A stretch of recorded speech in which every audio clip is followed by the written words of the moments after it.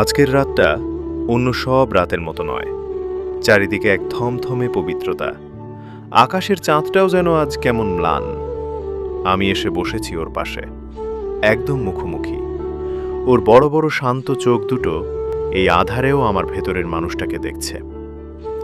ওকে প্রথম যেদিন ঘরে এনেছিলাম, ও তো শুধু একটা পশু ছিল, হাটের ভিড়ে কেনা চার পেয়ে একটা প্রাণী।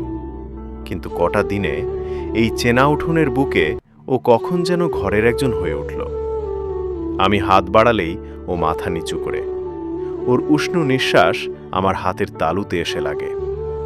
এই অবুঝ মায়ার কোনো ভাষা হয় না, কোনো নাম হয় না। কাল সকালে সবাই আসবে, চারপাশ কোলাহলে মেতে উঠবে।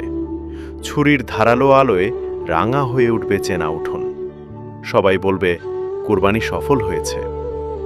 কিন্তু আমার মনের গহীনে কে যেন ফিসফিস করে বলছে, কোরবানি কি আসলেই হয়েছে? একটা অবুঝ প্রাণীকে এনে শুয়ে দেওয়া তো খুব সহজ।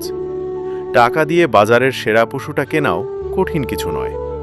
কিন্তু আমার ভেতরের যে পশুটা, আমার ভেতরের যে লোভ, হে লোভ, হিংসা আর অহংকারের পাহাড়, সেগুলো কি আমি আজ রাতে জড়ো করতে পেরেছি?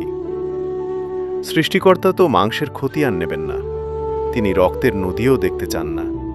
তিনি দেখতে চান এই মায়ার বাঁধন ছিঁড়তে গিয়ে আমার বুকটা কতটা দুমড়েমু চড়ে উঠল।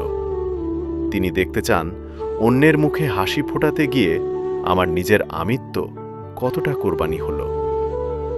কাল যখন ওর নরম গলায় ছুরিটা ছোব, তখন ওর আগে যেন আমার ভেতরের অন্ধকারটা কেটে যায়। ও নিজের জীবন দিয়ে আমার আত্মাকে শুদ্ধ করে দিয়ে যাক।